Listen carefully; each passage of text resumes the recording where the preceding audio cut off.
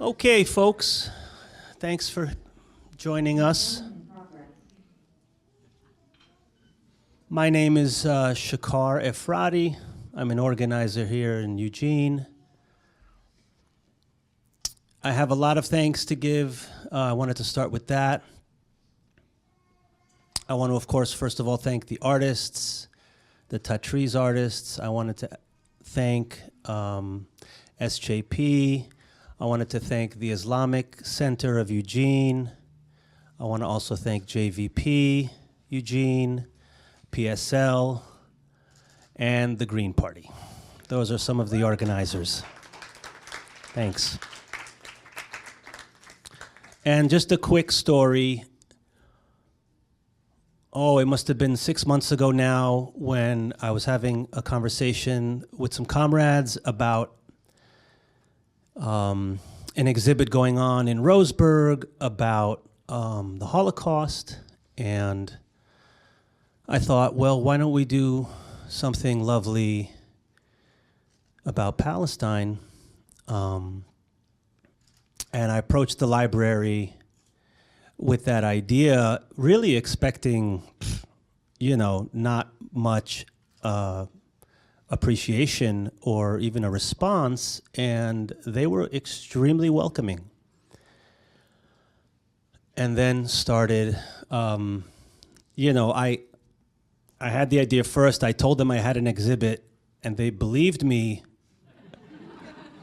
And then I put together the exhibit after the fact. But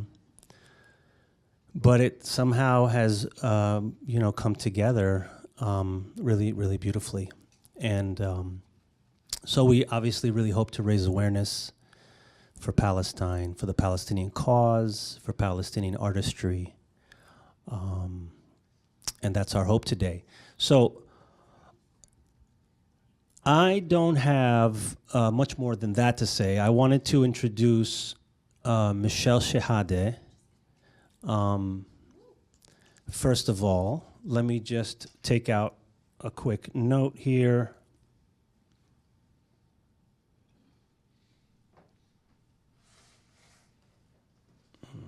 Where did that go? Sorry, folks.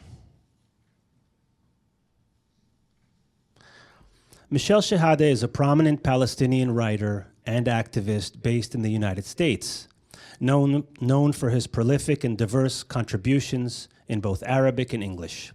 His articles and works have been featured in renowned publications such as the Los Angeles Times, the New York Times, San Francisco Chronicle, the Boston Globe, Al-Adab, and Ray El-Yum magazines.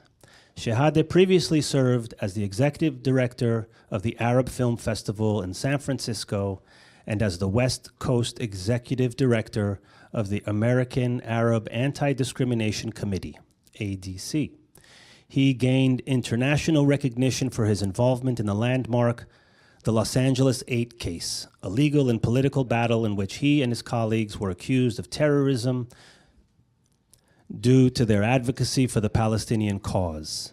The case, which lasted over 2 decades in court, became a symbol of the struggle for justice and freedom of expression. Shehadeh holds a bachelor's degree in journalism and a master's in public administration from California State University, Long Beach. Throughout his career, he has skillfully combined literary creativity, institutional leadership, and advocacy to champion the Palestinian cause and amplify its voice on the global stage.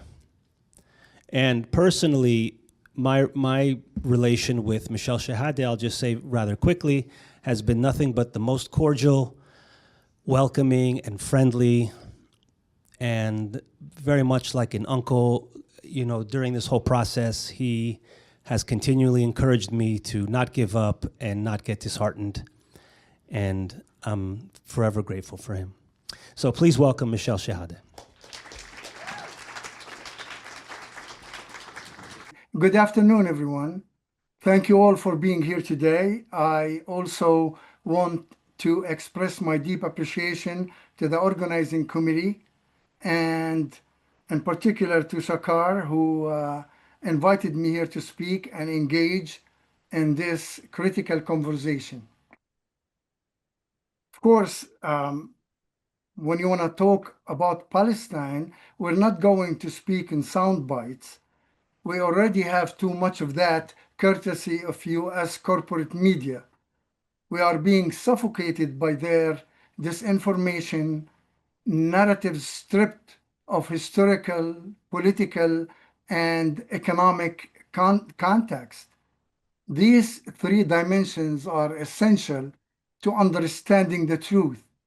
And the truth is this: Palestine is the last active case of direct colonialism in the modern world. And for the sake of time, I will try to be as succinct and focused as I can. But before diving into the heart of this topic, allow me to share why I speak not just with knowledge, but from lived experience. You know, being Palestinian should be credential enough. But in the West, especially in the US, it often makes you a target.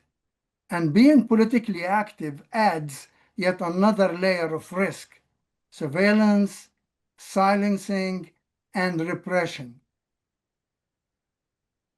I came to the US in the mid-1970s at 19 to pursue higher education.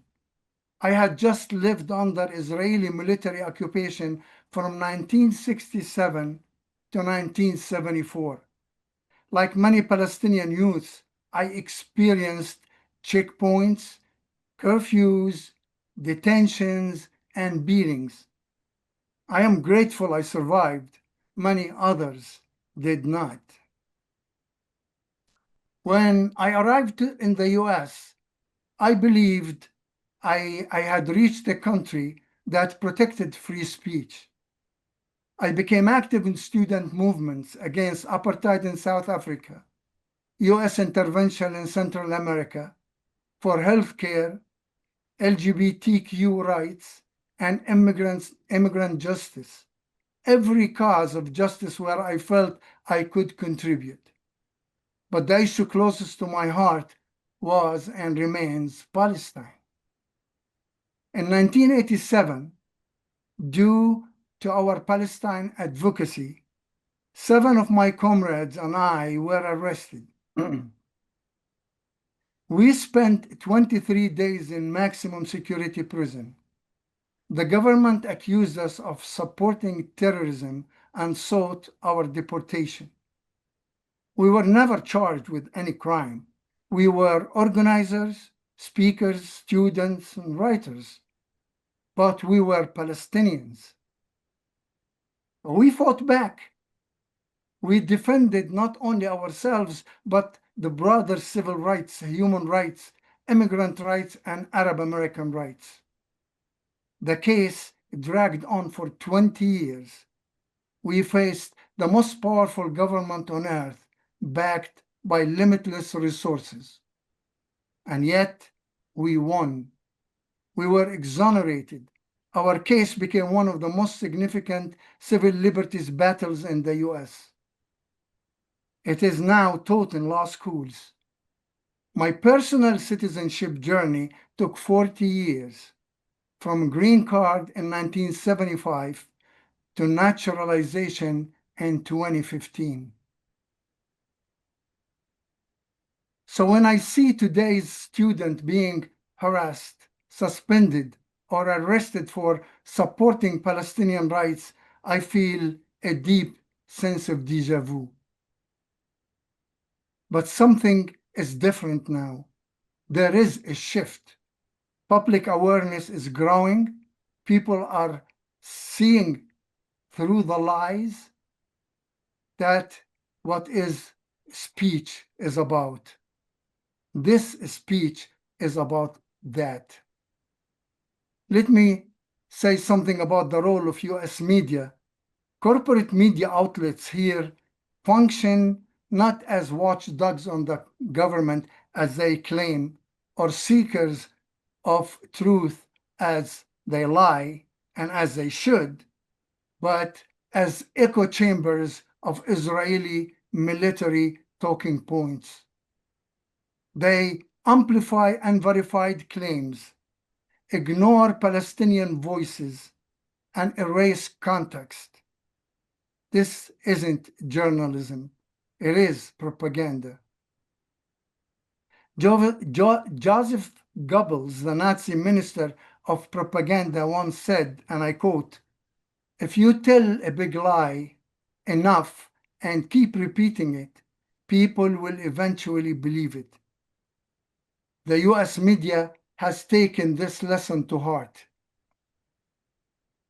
Now, let us explore some myths that sustain the Zionist project and shape Western opinion. First, the old will die and the young will forget. This statement encapsulates Zionist wishful thinking, that Palestinian memory would fade over time. But the opposite has happened. Our youth are leading, our elders are resisting, our people are rising. We chant generation after generation until total liberation. Another myth: Zionism is Judaism. This conflation is dangerous. Zionism is a political ideology rooted in European colonialism. Judaism is a religion rooted in the Middle East, just like Christianity, both of which were later hijacked by the West and westernized. Not all Jews are Zionists, and not all Zionists are Jews. In fact, there are more American Zionists than there are Jews. Many Jews are proudly anti-Zionist. Today, we hear more and more Jewish voices saying Zionism does not represent Judaism and not in our name. Another myth: anti-Semitism is any criticism of Israel. This is false. Anti-Semitism is real and must be condemned, but using the accusation for anti-Semitism to silence a criticism of Israel dilutes the term and endangers Jews. The true threat to Jewish safety comes from white supremacists and apocalyptic Christian Zionists, not from Palestinian solidarity activists. Zionism is not colonialism. That's another repeated myth. Zionism is the definition of settler colonialism. It was launched in 1897 in Switzerland, in Basel, Switzerland, with a clear goal: to build a European Jewish state in Palestine by removing its indigenous inhabitants. It modeled itself on the colonization of the Americas, Australia, and South Africa. Another myth is that Israel is the only democracy in the Middle East. We keep hearing that over and over again. Democracy for some is not democracy. Israel maintains one legal system for Jews and another for Palestinians. Palestinians in the West Bank live under military occupation, and within the territories colonized in 1948, Palestinian citizens are treated as second class. As the legendary South African anti-apartheid Bishop Desmond Tutu once said, Israel's system of apartheid is worse than what South Africa experienced. Another myth: Israel has the right to self-defense. How many times did you hear that the last 2 years? From what? Defend themselves from what? From the people it colonizes and displaces? This is a reversal of reality. The colonized have the right to resist. That is enshrined in international law and basic moral reasoning. Another myth: that, to recognize it, you have to follow the International Criminal Court, ICC, and how it proves the double standard of how the Palestinians are looked upon. When the ICC indicted Putin, the US cheered, but when it looked into Israeli war crimes, US lawmakers threatened the courts, its prosecutor, and even his family, as he said. They said to him, "You have been warned. That's not law, that's intimidation." On the opposite side, let us look at the long arc of Palestinian resistance to the colonization of their country. Palestinian resistance did not begin on October 7th, 2023. It did not begin with Hamas or with Gaza. It began over a century ago with the establishment of the Zionist movement in 1897 in Switzerland, in their conference in Basel, Switzerland, which explicitly targeted Palestine for colonization. By the 1920s and 1930s, Palestinians were resisting both British colonial rule and the growing Zionist settler presence. In 1936 to 1939, the Great Palestinian Revolt was a nationwide uprising. It's worth studying that because it will explain how much the Palestinians have resisted and in the same time suffered. The British crushed it with brutal force, using Zionist militias as collaborators. They killed thousands, exiled leaders, and disarmed the population, all while arming Jewish settlers. Then came the seismic event of 1948, the Nakba, the catastrophe, whose anniversary was commemorated just yesterday. During that fateful period, over 750,000 Palestinians were forcibly expelled, and more than 500 towns and villages were destroyed and erased. Zionist militias carried out massacres and acts of ethnic cleansing. Yet even in exile, Palestinians did not disappear. They organized, they resisted, and the refugee camps became enduring centers of defiance, resilience, and unwavering hope for return. In the 1960s, the PLO emerged, carrying the voices of the dispossessed. It built schools, hospitals, and cultural institutions. It demanded a homeland, not revenge. Its message was simple: we exist. In 1987, the first Intifada broke out. It was a mass uprising, stones against tanks. It was led by youth, women, workers, and teachers. I was arrested that same year here in the US for organizing to support the Intifada and support Palestine.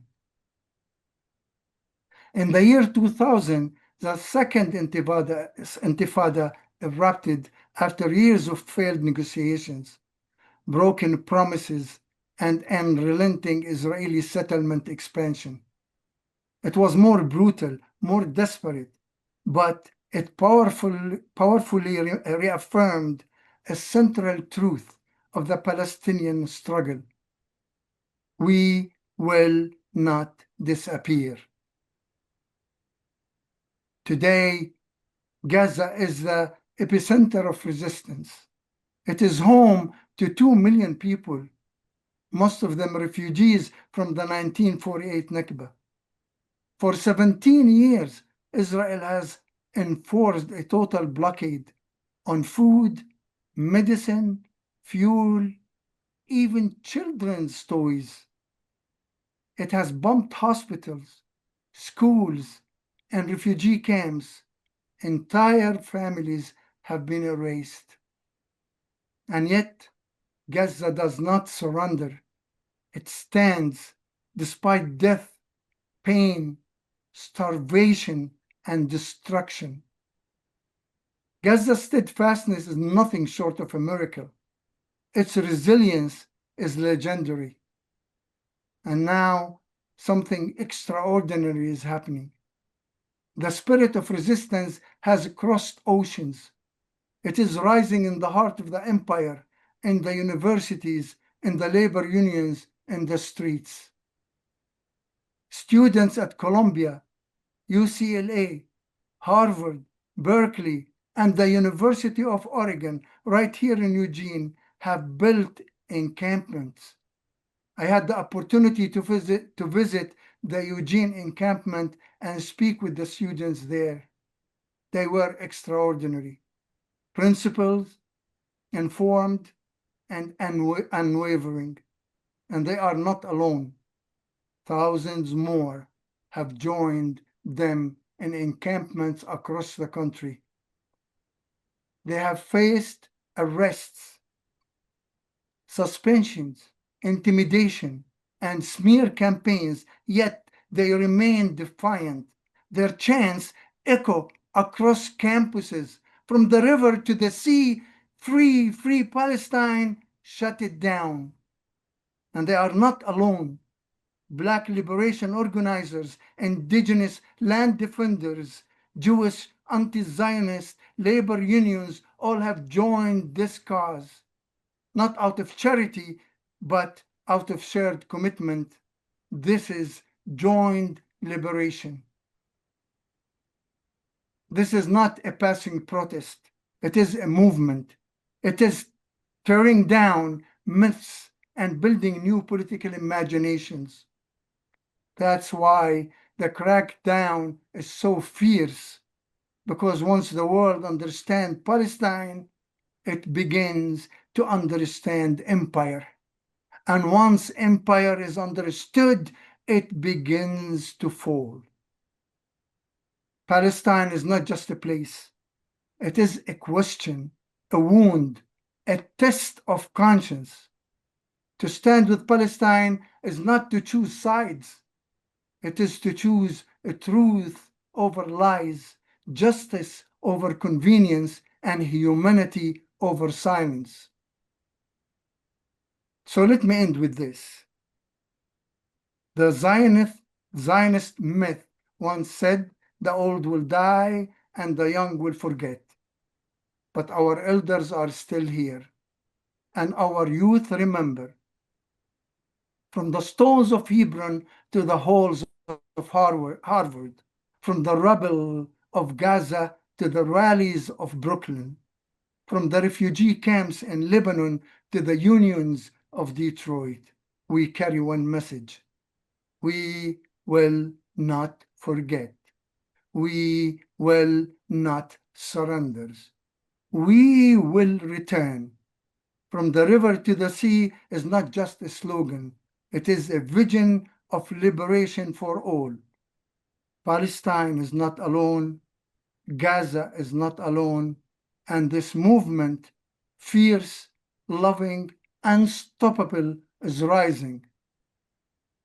Thank you all for listening.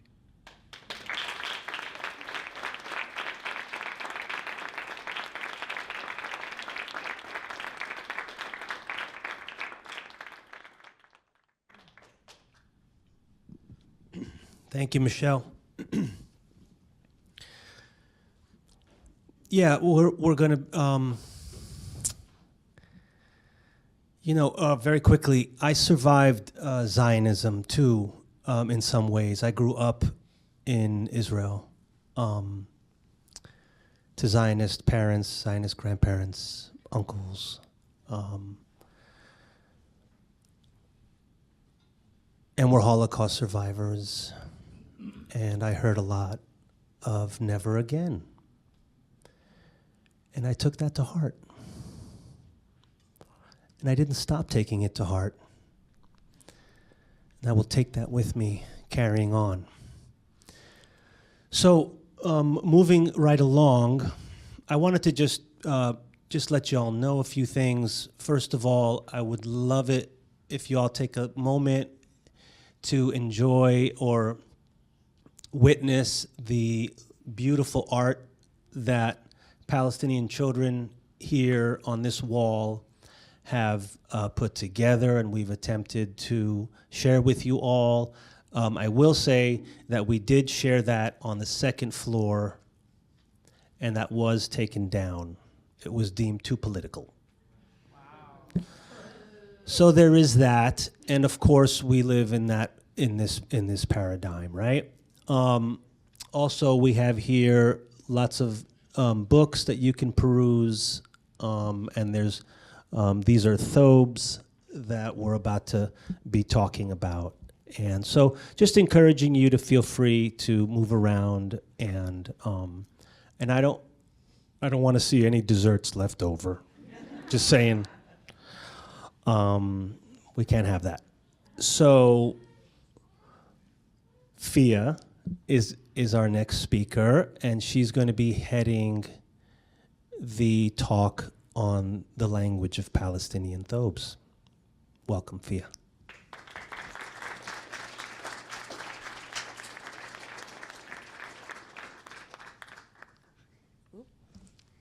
Hi, everybody. My name is Fia. Thank you so much for that introduction and for facilitating this, Shakar.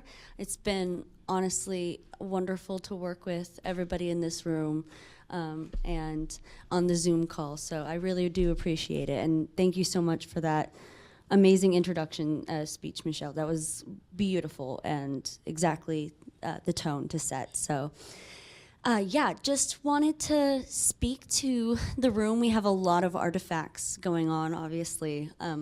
If you want to just take some time to look around with me, we have Palestinian Thobes done in hand-done tatreez, which is the Arabic word for embroidery or cross-stitch embroidery, but it is also known as the falahi stitch, which is traditional Palestinian embroidery that goes back 3,000 years to the Canaanite era. So we can see the multitude of different dresses that we have around the room that we'll begin to talk about later on in this panel. But I would first like to talk with some of the artists that we have that are going to be speaking on contemporary tatreez and the work that they've done that we have upstairs that you guys should all come back after the panel throughout the month and come and see. So I am so grateful for Tala and Trisha to be here today, as well as Audrey. Audrey, do you want to come up here? So we've got two artists on Zoom and one artist in person. So we would really like to give them a warm welcome. If everyone can give them a round of applause.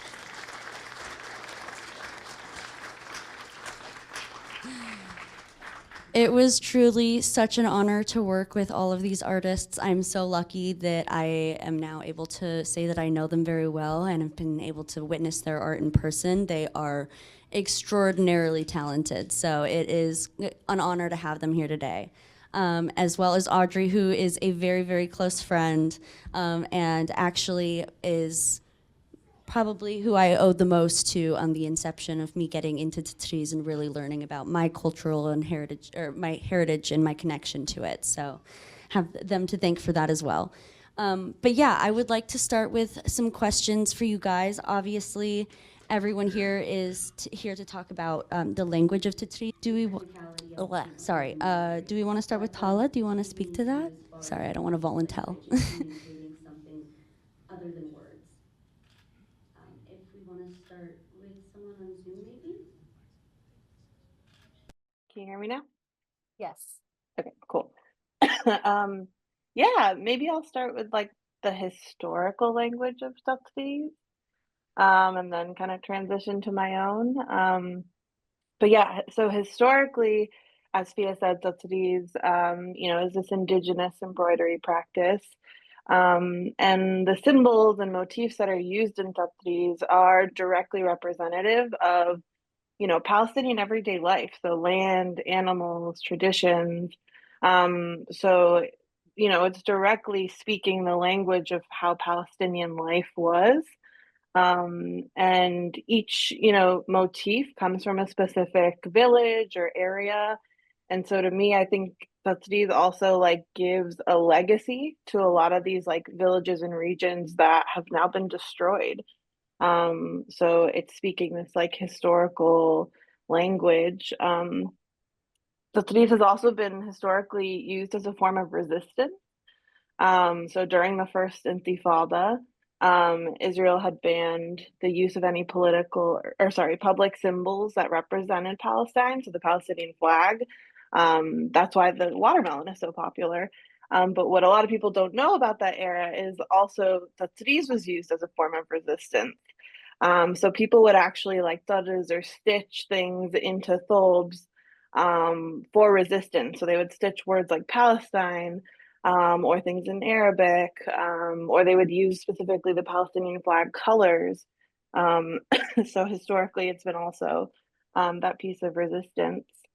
I would say for me personally, the language of Tatsiz, though, is more about connecting to my ancestors and my heritage and, taking this tradition that my family has always done and has done for so many years, and kind of bringing it into diaspora and bringing it to the present and keeping them alive and taking this practice, and these pieces specifically that have been lost and kind of bringing them into the present and keeping that art and resistance alive. Thank you. That was a really amazing answer. Do we want to go to Audrey and then end with Trisha? Hi, my name's Audrey. I'm not Palestinian, and so my entry into Tatriz is a little bit different than the other people on the panel who typically are coming at it from a more familial, intimate cultural relationship. So I got really into Tatriz after October 7th. I've always been somebody who's really liked textile and embroidery.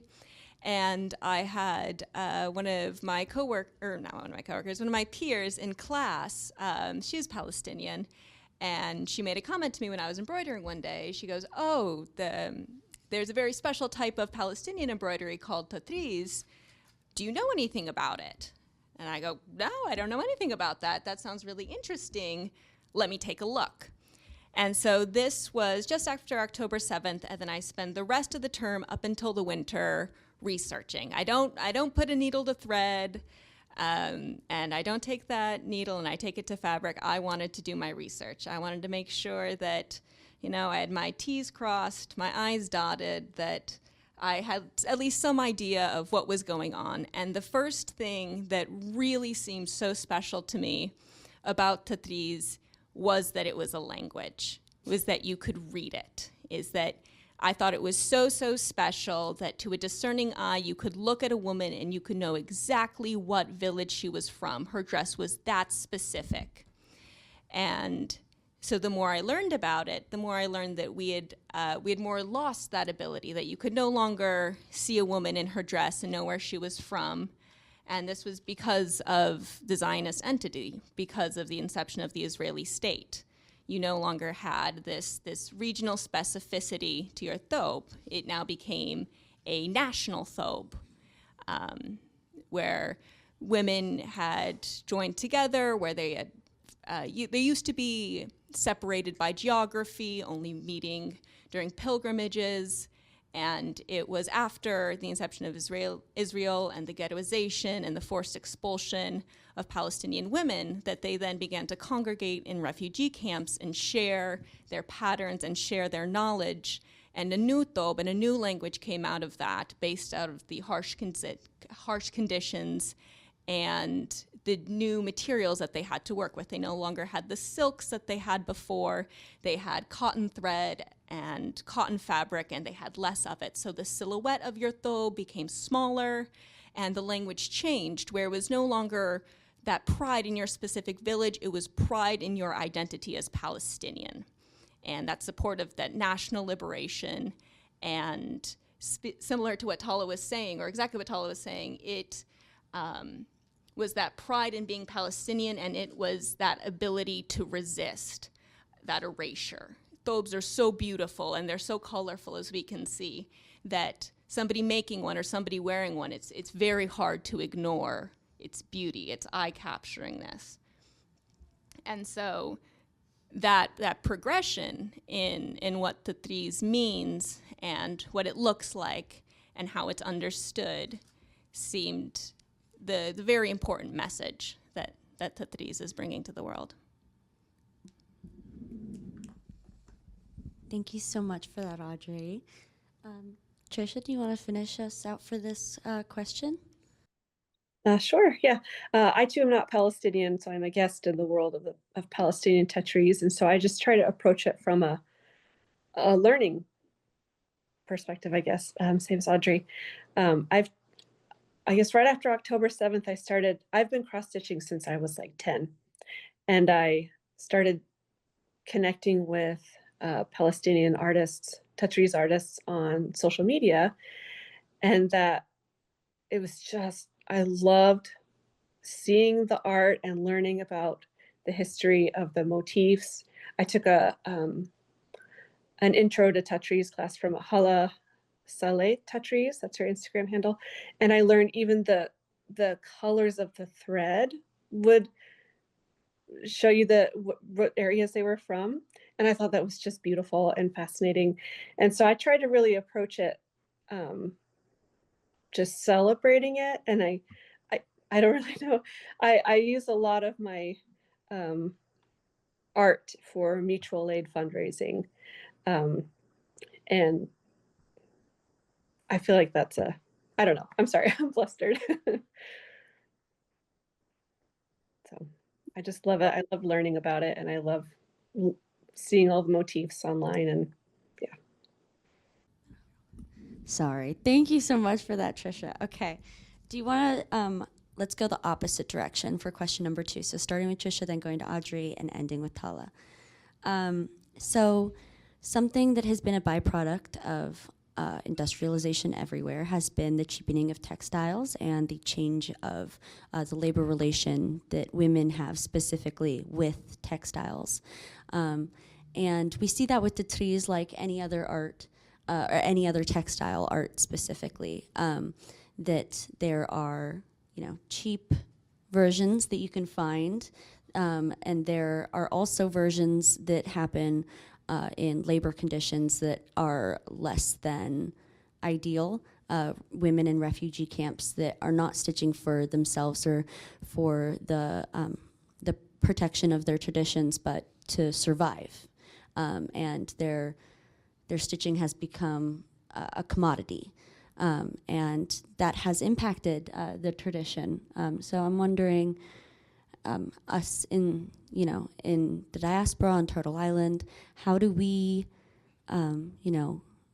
contend with the commodification of Tetris, how it has been presented to, the market, and how can we encourage others to, keep a good eye out for ethical Tetris? Do we want to start with Trisha? Okay. That's a good question. I've never thought about that. I guess one thing is always, if you see something that is handmade and it's a high price, it's worth that price because it's been created by hand with love. And I feel like you should never haggle with especially with Palestinian created items. They put so much work into those. And then I don't know. I'm sorry. What else was the question? Sorry. Yeah, how can we help others make sure that when we're engaging in buying Tetris, when we are supporting, artists, what are the things to look out for to make sure that we are ethically engaging in that? Oh, yeah, I don't know. Maybe we could defer to someone else for that. Sorry. No, you're good. Thank you so much. Audrey, do you want to?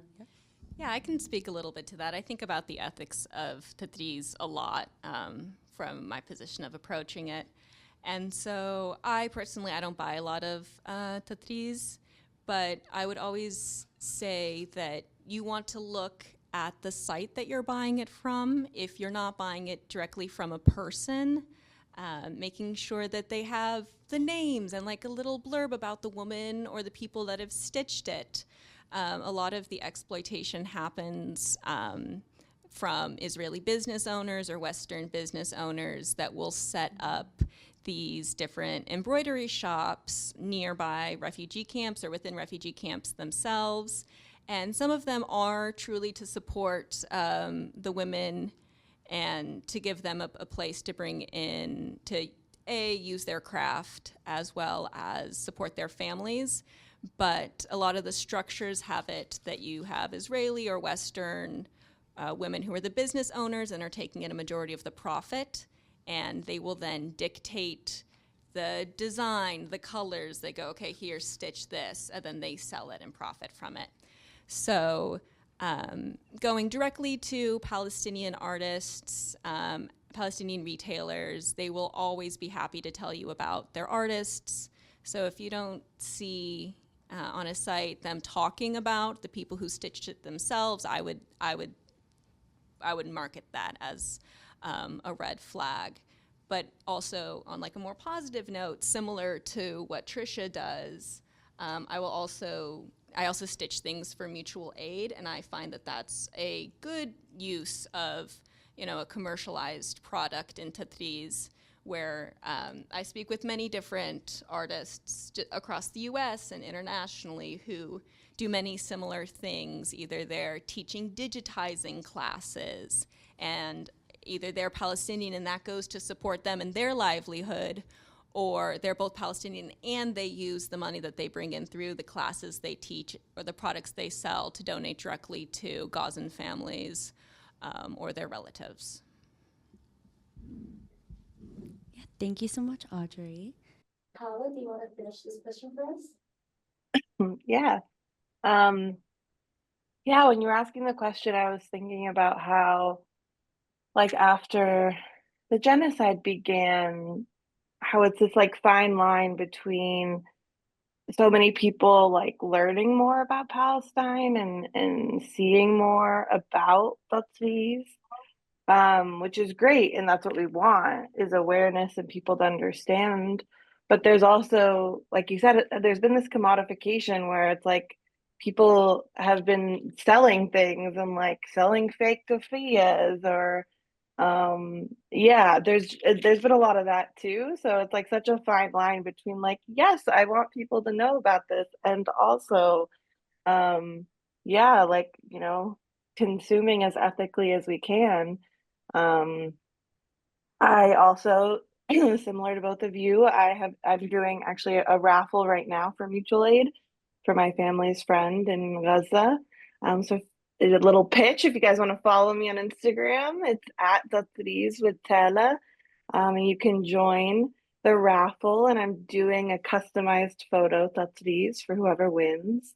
But yeah, I think, being really conscious of when you're buying tatsis, making sure it is made from a Palestinian. And if it's not made from a Palestinian, ideally it would be something like mutual aid. Like, this is a Palestinian tradition. This is a really indigenous practice, and it comes from our community and should be helping our community and profiting our community specifically. So yeah, last question for the artists, at least. Just kind of jumping off of what we were talking about, the ethics of consuming, I'd also like to get your guys' opinions both on the ethics of learning and teaching and preserving, and our position as guardians of like a cultural practice, especially Tala and those of us that are Palestinian and participating in this craft. So I'm wondering what are the opinions on how we can protect our traditions and how we can preserve them under an ongoing genocide and cultural erasure that has not only been happening for 77 years, but has also escalated in the last 20 months, and how we can try to contend with lost traditions like Palestinian deck and things that we no longer really have access to. And does anyone want to start on that, just since it's our last question, or? Okay, we can start with Tala again. Sure. Yeah. Well, okay, to get to the first part of your question, to me, Tatriz is a practice that's rooted in community, right? Like historically, women would tatriz or stitch in circles together. Like it was very rarely an isolated practice. Um, and so I am very pro tatriz being done communally. I run tatriz circles out here in California, and we all gather and stitch together. And it's both Palestinians and non-Palestinians who come together and can just be together and do this creative practice and uphold Palestinian tradition together. I don't think it has to be specifically only Palestinians who do that together, as long as there is an acknowledgement and uplifting of the fact that this is a Palestinian tradition, and by stitching and by putting in these threads, you are continuing the Palestinian tradition, and you can share that with other people. And if you're sharing your work and your art, you're going to uplift Palestine in that moment. And to me, that's a beautiful way to keep Tatriz alive, to keep Palestine alive, and to keep that form of resistance going. For me specifically, I'll point out this piece behind me. It was actually my aunt's piece from Ramallah. When she was displaced, she brought it over, but it had only been like half done. And so there was just a lot of like trauma and hurt. And, when she came here, she never really picked it up again. And so when I got into Tatriz, I started connecting with my khaltos and my aunts and everything in this deeper way. And they were able to give me some of their pieces, and I would finish those pieces for them. So I'm thinking back to what Michelle said in the beginning of how like we will never forget, and like the younger people don't forget. And to me, Tatriz is such a beautiful testament of how like we really aren't forgetting. We're taking like the things from the past generations and bringing them forward. And Tatriz is not something that you're ever going to throw away, right? Like this is gorgeous. I'm not like this is going to live on for generations. So yeah, I hope that answered the question. Much, Tala. Okay, Audrey, and then you're gonna pass. Okay, Trisha, do you want to answer this one, or? Yeah, if you could repeat the question for me, please.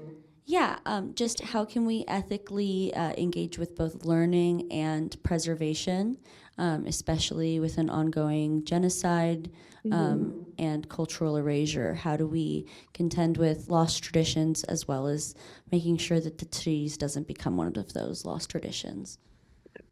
I guess for me, as a non-Palestinian approaching it to approach it ethically, I really focus on not appropriating. So when I make pieces to sell for mutual aid, I never use Palestinian motifs. If I use Palestinian motifs, those are pieces of art to celebrate in my home or to gift to Palestinian friends. So I guess that's how I try to ethically approach it. And then I really try to support Palestinian artists that I know on social media by amplifying their projects, their voices, sharing their art, and then taking classes from them. And then if I have friends that I've had friends ask me to teach them how to do Tatriz, and I always refer them to Palestinian women that I know that teach it. And so I guess that's what I try to do. Amazing. Thank you guys so much. We're going to move into a quick Q&A section. If there are any questions for the artists or Michelle, please feel free to raise your hand, and maybe we can bring the mic to them, or should we have people come up? I want to thank you all very much for all of this. This is amazing. I'm actually second generation Palestinian American, and my grandmother was a master Tetris artist. Is actually in one of the books I didn't even know over there. And I wanted to, I want to make sure I get connected with whoever's doing this in town, or, get started going on a circle. And also, when you talk about preservation, I just wanted to mention that a cousin of my aunt has the largest collection of Thobes outside of Palestine in Jordan, and started collecting them a couple of decades ago, realizing that they were getting lost with, the forced, migration and everything that was happening. So if you have something, I can find a link to something and we can post it. Yeah, we can share it. So sorry, it wasn't really a question, but I wanted to just weigh in and make sure I get connected with anybody that would be interested, because ironically, I didn't get to be raised by my Palestinian grandmother, but my adopted grandmother did teach me embroidery and cross stitch. Not Palestinian, she was British American, but I still got that love and a little bit of foundation. So I'd love to get connected, and my mom, who's also American, is willing to make me a thobe that I could sew. So we'll see where that goes. Thank you all so much for your support and for being here today. Thank you. Yeah, that's one of the best things about the trees is how communal it is, and how it is definitely made to build relationships. So yeah, we need to get that going in Eugene. Any other questions or? Hi, thanks for putting on this panel. It was some really great information. It's a fascinating form of art. I'm just wondering if you can, maybe give us a couple of fun facts or a rundown about some of the pieces that are in the room. My question was very similar because I got to be a part of setting up the exhibit, so I got to see some of the motifs, and I would love to have you share with the group some of the cool motifs, including the chicken, namely, but also the other ones. Yeah. Oh, yeah. If there are no other questions, yeah, we were going to move into a little deep dive on some of the stuff that we have around the room. Everyone good on that? Yeah? Okay. Oh, wait, we got another question. Okay. See, I knew there was more. I'm going to ask, are there any good documentaries, like longer documentaries about Tatris that you know of? I would have to go track some down. I know that there's some shorter videos. They're in Arabic, though, so if that's something that you speak, that's incredible. Great. I have resources for you. There's not a lot of video content that I've been able to find and I've been aware of, but there's much more reading material available. Anybody on the Zoom have resources on that?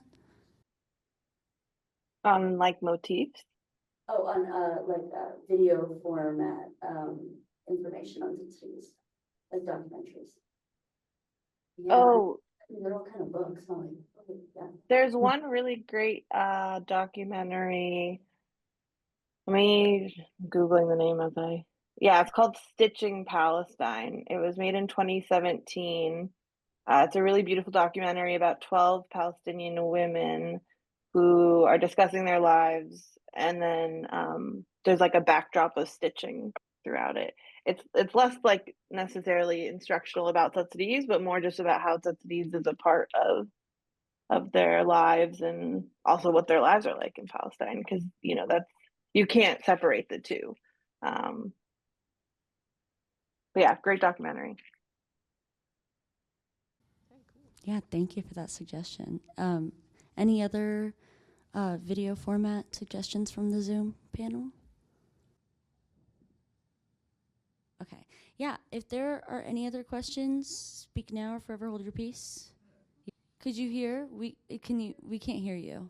And Noam Chomsky said, the reason we're there, and I wonder if this is a way, if we can ever change it, is the geopolitical position of Israel, where it's located in terms of the map, kind of like Afghanistan. Is there something we can do?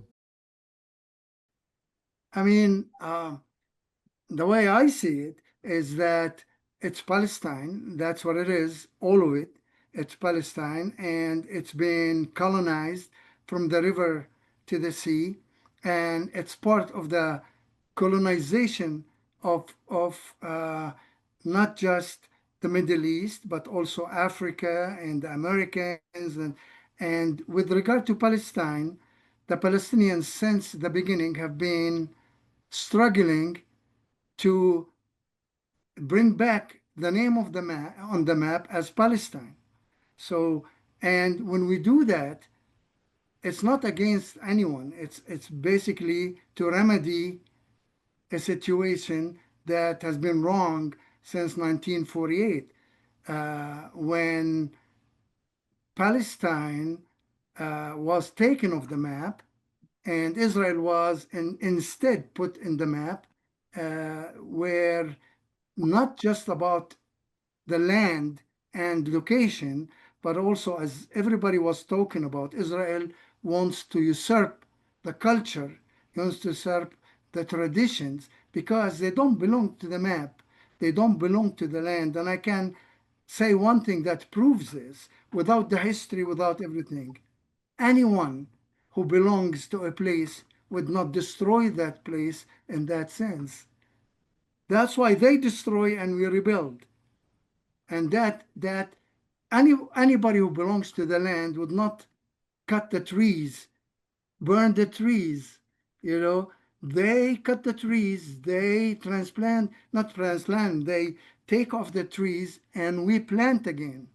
You know, so that enough, without the history, without anything to learn, should be enough to tell you that the Palestinians, that Palestine belongs to the Palestinian, and the location and everything else is just a little detail that could be remedied as soon as Palestine is liberated. So yes, the truth right now, the situation right now, is that every country in the world has a place on the map, except Palestine. It has a location in our hearts as Palestinians. And that's why we need to match that. We need to bring that map from our hearts and put it where it should be on the map for the whole world to see this is Palestine.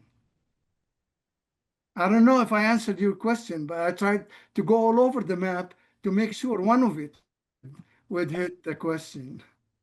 Thank you. That was a lovely answer.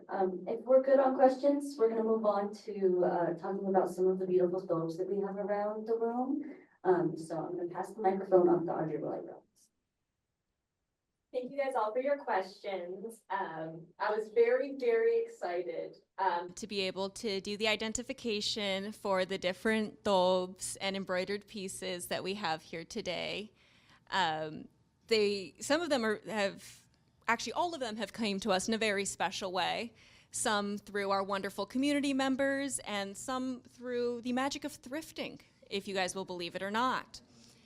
So we're first going to start by talking about this wonderful purple thobe that we have in front of us. And so this is part of the Believe It or Not collection. This was thrifted here in Eugene. And so this is known as the Thobe Kermezot. And so that is the purple silk that you're looking at. It is a special Syrian silk, and this exact cut of dress is from the 1930s, specifically 1935, from Deir Tarif in the Al-Ramla district of Palestine. And so in some of the books that we have off to the side, you can see other versions of this thobe. And so we can tell where it's from because of this beautiful purple fabric, which was new to the market in the 1930s due to the building of the railroads, which brought the Syrian silk fabrics to remote villages in Palestine. Women in Deir Tarif and the surrounding villages are known for their creativity, as they took full advantage of the new materials that were available to them. This watered silk taffeta, known as kermezot, began to replace the traditional linen fabric used to make thobes. This change in fabric also prompted a change in the embroidery techniques. The loose weave of the linen of the older thobes facilitated the stitching of a counted cross stitch or falahi stitch. Fia talked about that earlier. So falahi means village woman, and so it is the village woman's stitch. because there were different embroidery practices depending on your social class and where you lived. So women in the cities didn't do all that much embroidery, whereas the village women, the falahi, their cross stitch was their specialty. They did amazing at it. And so this new silk fabric, it cannot be counted in the same way that you could count the fabric for the cross stitch. And so for this fabric, women learned rashik, or a couching embroidery, from the master embroiderers in Bethlehem who specialized in this couching embroidery, which you can see on the side panels, if you want to turn that for us. So couching is the process of taking a heavier thread and using a lighter thread to tack it down, so to speak. And so that's also what the chest panel is made of, is this layering of couched, those are the thick silk threads over this silk taffeta that has been appliqued. Applique is the fancy name for stitching fabric on top of other fabric. And so that's where you can see the green inner square with the orange or that rust colored outer square. And this was a very, very unique festive thobe, so women would not be wearing this every day. This is your special occasion. You could be married in this thobe. You would go on pilgrimages in this thobe. You would go to weddings in this thobe if it wasn't your own. And so it's very, very special. And also you can see where it's been like altered, or fabric has been added, which is one of the things that is part of the language of Thobes that isn't about reading the motifs, but reading the history and the life of the dress and the woman who wore the dress, you know, how she grew, how, like, what stage of her life she would have had this dress at, and whether she, you know, had children, that type of thing. So it tells us so much. Mm-hmm. So in the back of this, though, because fabric was so expensive and textiles were such a time-intensive good, you can see the triangular cuts that have been sewn back together. Those triangular cuts are from the making of the sleeve that then this woman sewed back together to make into a rectangle to fill out that stretch of back on the top. So it's very cool with all of these handmade items, is that it's the story of the woman who made it. And you can see that and you can feel that in every single stitch. And okay, so now we're going to talk about the next one, which is, this is a different way that all of these pieces have come to us. These have come to us from our wonderful community members. And so if you want to take off the coat, we can show the blouse and the skirt underneath, which comes from our wonderful community member, Nora, if you want to give a little wave.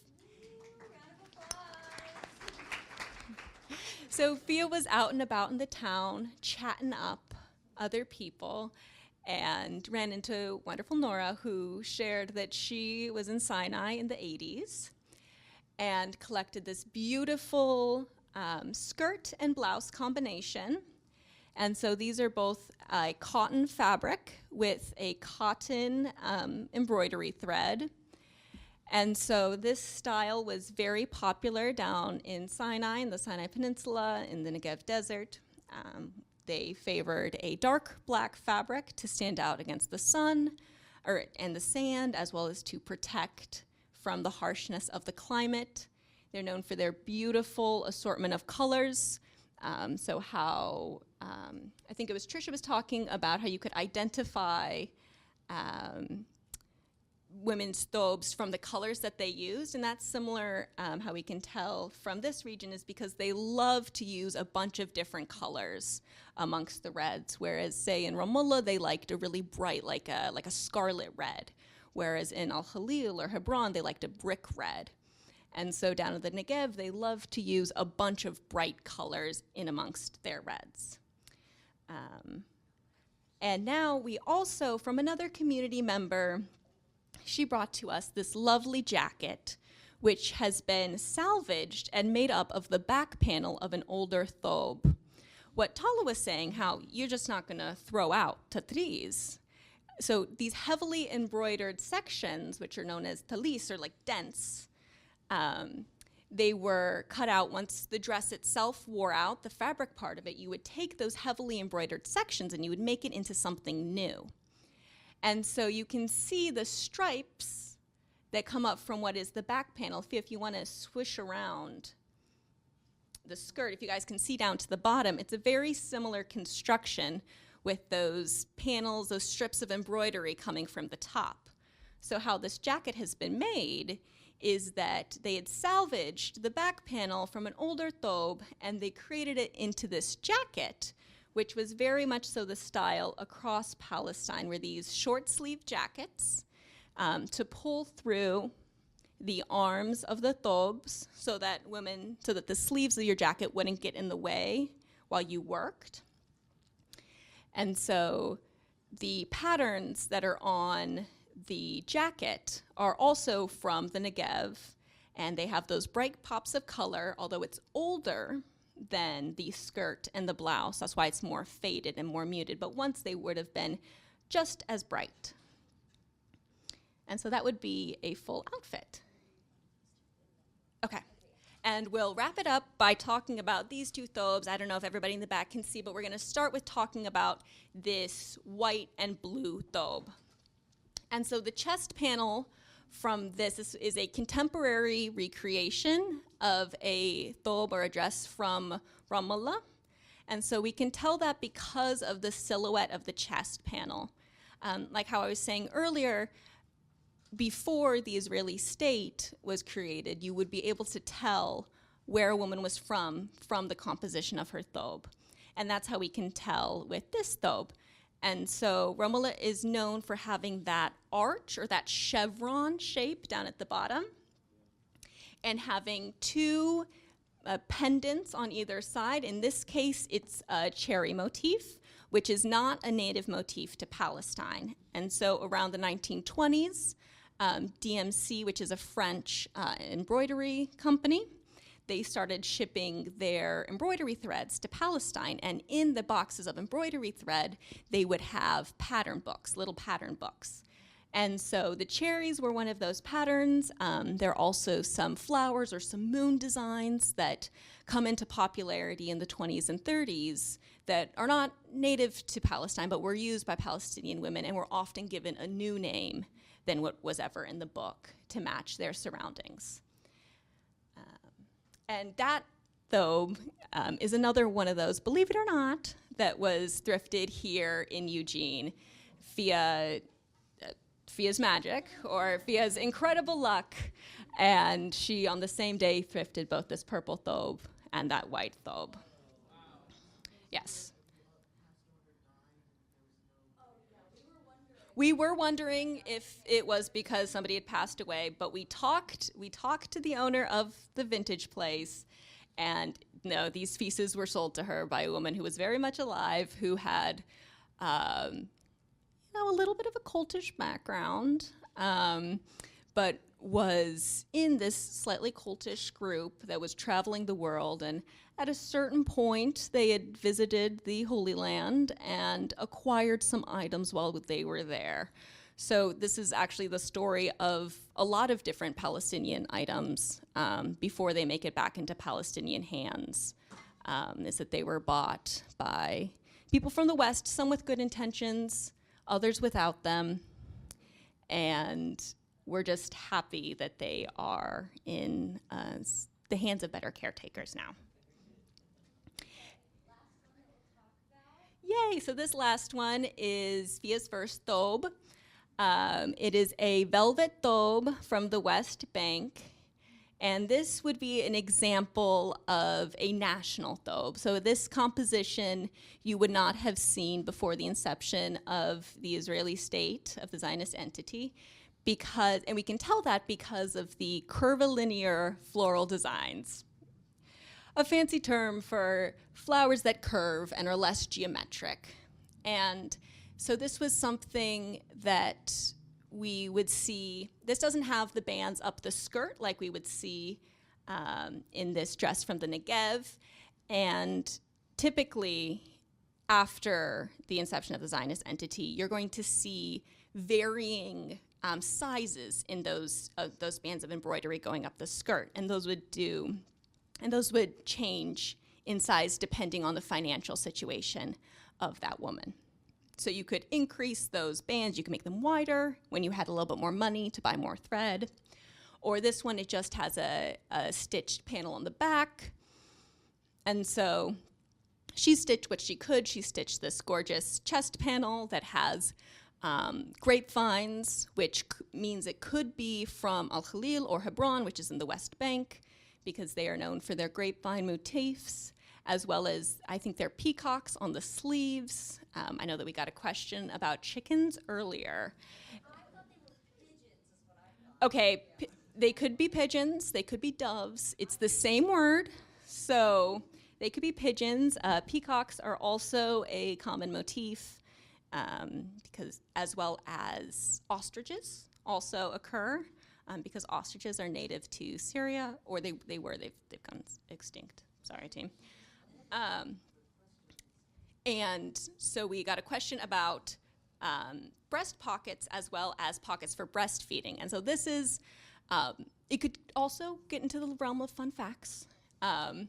So women would stitch a chest pocket. So a lot of how these dresses were constructed is they would stitch that chest panel independently of the dress. So you would carry around, and that way you only had to buy a smaller size piece of fabric at a time. You don't have to save up for all of the money for all of the fabric of a thobe. So you could carry around, say you're stitching your chest panel at a time, that's only about this big in your fabric. And once you had the money to buy the rest of the fabric for the thobe, you would then you would stitch that already stitched panel, and you would put them all together to create your final thobe. And in that, women would make this pocket that they would hide behind the chest panel between the fabric of their dress and the stitched panel. They would create a little pocket. And so I know women would keep their embroidery in there. There's a book of stories of women, and so there's a woman in there who would always have her embroidery in her pocket and take it out at any moment's notice, any downtime, easy grab right there. She could keep some of her valuables in there. She could keep her keys in there. And we got a question about the breastfeeding pocket. And so on the sides of chest panels, like how Fia said, your dress grows with you. And so when a woman was breastfeeding, she would cut and hem 2 slits on either side of her chest panel so that she could still wear her thobe in that new stage of her life and have easier access for breastfeeding, which then she would sew up later should she no longer need them.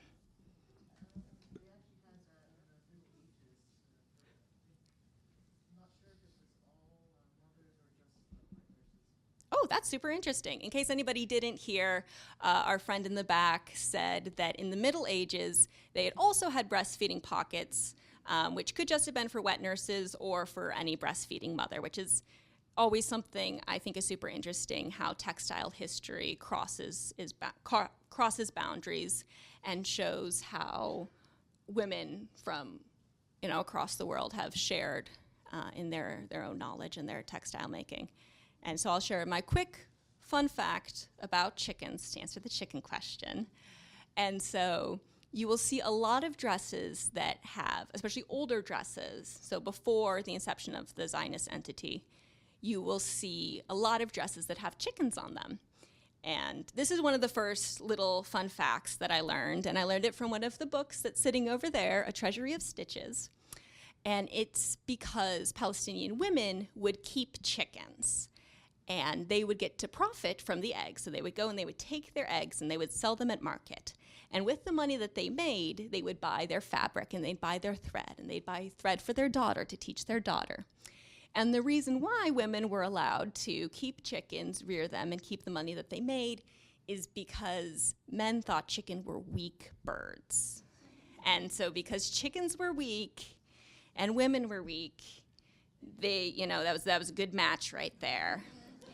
And so women were able to raise chickens and gain a modicum of financial independence or their own spending money. And so that's why women very affectionately will embroider chickens onto their dresses.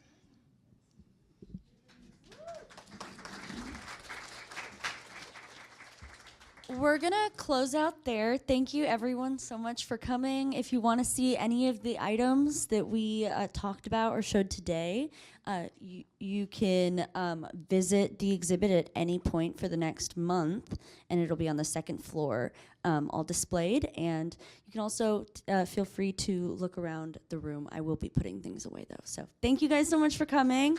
And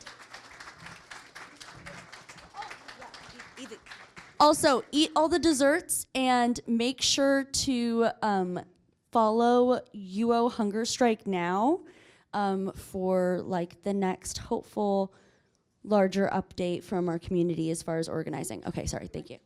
And we'll be writing Tala's fundraiser as well if you are interested in that. Thanks.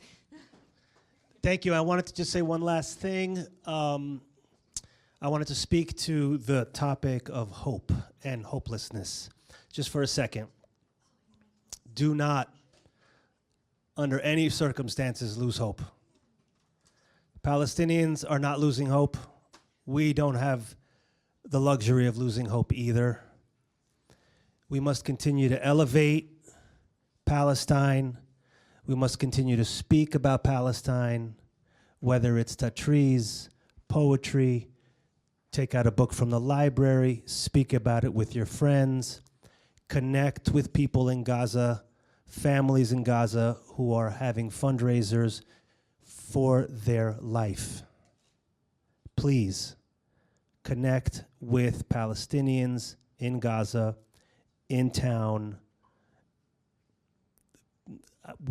My hope, our hope here today is that this inspires you to activate and move forward and move closer to a liberated Palestine. Thanks, y'all.